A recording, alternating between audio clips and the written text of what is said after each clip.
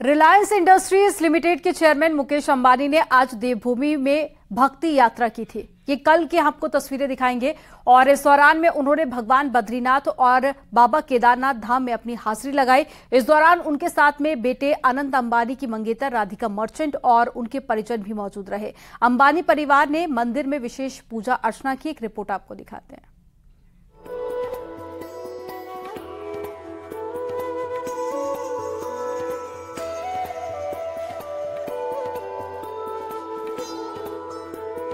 ये तस्वीरें भगवान के साधना की है। ये तस्वीरें ईश्वर में भक्ति की है।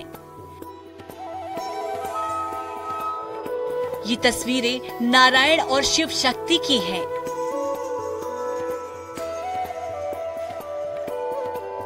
ये तस्वीरें बद्री विशाल से लेकर बाबा केदारनाथ के दर पर अपनी हाजिरी देने पहुंचे एक भक्त की है।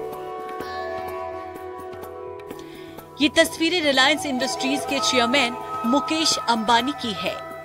वैसे भी मुकेश अंबानी अपने भक्ति भाव के लिए भी खूब जाने जाते हैं। ईश्वर में अगाध श्रद्धा रखने वाले मुकेश अंबानी आज अपने परिवार के साथ देवभूमि के धर्मपथ पर पहुंचे थे।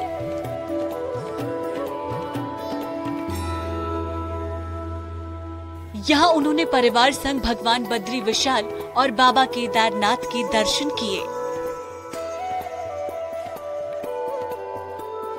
अपनी इस धार्मिक यात्रा के दौरान रिलायंस इंडस्ट्रीज के चेयरमैन मुकेश अंबानी सबसे पहले धरती के बैकुंठ धाम यानी कि बाबा बद्री विशाल के दर पर पहुंचे, जहां मंदिर समिति ने मुकेश अंबानी का गर्मजोशी से स्वागत किया।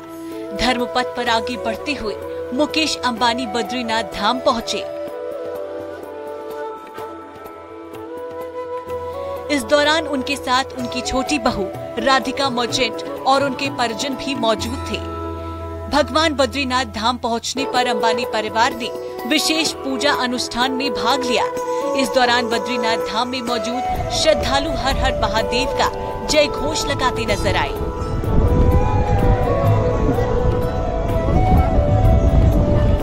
भगवान नारायण की पूजा अर्चना के बाद मुकेश अंबानी और छोटी बहू राधिका मर्चेंट गर्भगृह से हाथ जोड़ते हुए बाहर निकली। भगवान के दर पर हाजिरी लगाने पहुंचे मुकेश अंबानी को देखने के लिए लोग लालायित दिखे। इस मौके पर मुकेश अंबानी ने लोगों का हाथ जोड़कर अभिवादन भी किया।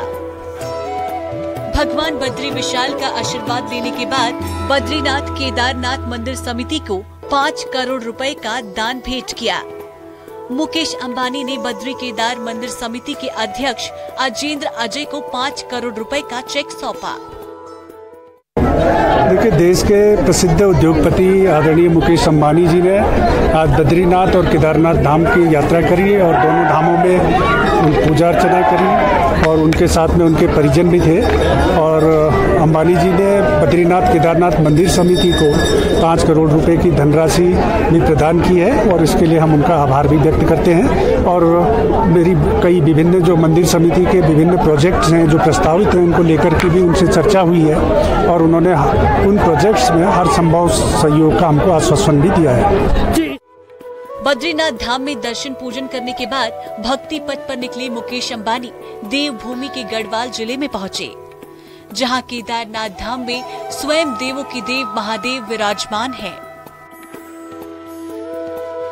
रिलायंस इंडस्ट्रीज के चेयरमैन मुकेश अंबानी ने बाबा केदार के दर पर भी अपनी हाजिरी लगाई और भगवान शिव के 11वें ज्योतिर्लिंग बाबा केदारनाथ के चरणों में शीश नवाया। मुकेश अंबानी ने छोटी बहू राधिका मर्चेंट और उनके परिजनों के साथ बाबा के धाम में पूरे विधि विधान से पूजा अर्चना की। केदारनाथ धाम में इस दौरान अपने बीच मुकेश अंबानी को देखकर वहां आए श्रद्धालु भी रोमांचित हो उठे। यहाँ मौजूद श्रद्धालु मुकेश अंबानी और उनके परिवार की एक झलक देखने के लिए उत्साहित नजर आए।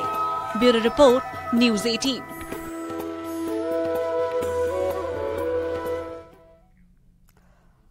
इंडियन ओलंपिक कमेटी के अध्यक्ष थॉमस बाक ने रिलायंस फाउंडेशन के काम की जमकर सराहना की। उन्होंने कहा कि रिलायंस फाउंडेशन का काम हमारे ओलंपिक वैल्यूज को दर्शाता है। उन्होंने रिलायंस फाउंडेशन की चेयरपर्सन नीता अंबानी के काम की भी तारीफ की। उन्होंने कहा कि वे इस बात से काफी प्रभावित हुए कि रिलायंस फाउंडेशन में भारत के कोने कोने से बच्चों को लाया जा रहा है, जिसमें ज्यादातर बच्चे अंडर प्रिविलेज्ड हैं यानी कि अपेक्षित बच्चे हैं।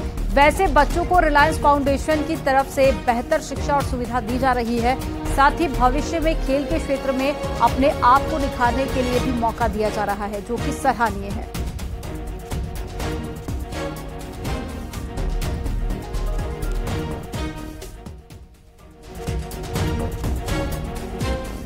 I had a visit there together with our IOC colleague and friend Nita Ambani to their Reliance Foundation and the programs they're offering there to the kids and youth with regard to sport and education. And I must say I'm really deeply impressed what is being done there by Reliance and her team. Because you see there are kids from all over India in this center, and most of them are coming from underprivileged families. दरअसल भारत में cricket world cup के साथ एक और बड़ा आयोजन होने जा रहा है। 14 अक्टूबर से अंतर्राष्ट्रीय ओलंपिक कमेटी यानी कि आईओसी बहुत बड़ा इवेंट मुंबई में होने जा रहा है। पिछले 40 सालों में पहली बार भारत आईओसी के सेशन की मेजबानी करेगा। आईओसी सेशन ओलंपिक मूवमेंट की सबसे सुप्रीम बॉडी है। ओलंपिक्स गेम्स के लिए आयोजन स्थलों के चयन का फैसला इसी सेशन में होता है। इसलिए ओलंपिक्स गेम्स के लिए भारत की मेजबानी की दावेदारी को लेकर मुंबई में होने जा रही इस बैठक को काफी अहम माना जा रहा है। आईओसी सेशन को बेहद अहम भी माना जा रहा है। भारत में आईओसी सेशन का आयोजन भारत में ओलंपिक्स मूवमेंट की वापसी के तौर पर देखा जा रहा है। खास बात तो यह है कि क्रिकेट को ओलंपिक्स खेलों में शामिल किया जाए या फिर नहीं, ये फैसला भी मुंबई में होने वाले आईओसी सेशन में हो सकता है।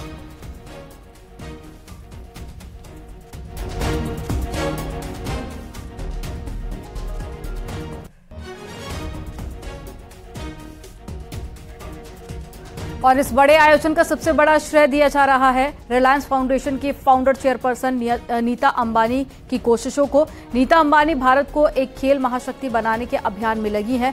साल 2016 में नीता अंबानी आईओसी के लिए चुनी गई थी। आईओसी की सदस्य बनने वाली नीता अंबानी पहली भारतीय महिला है। आईओसी में आने के बाद में नीता अंबानी की कई आयोगों में नियुक्ति की गई और आईओसी के 3 अलग अलग आयोगों में नीता अंबानी सदस्य हैं। ओलंपिक कमेटी से नीता अंबानी के जुड़ने से उनके अंतर्राष्ट्रीय अनुभवों का देश को फायदा मिल रहा है और सेशन 2023 को मुंबई में लाने के भारत के प्रयास में बड़ी कामयाबी भी मिली है।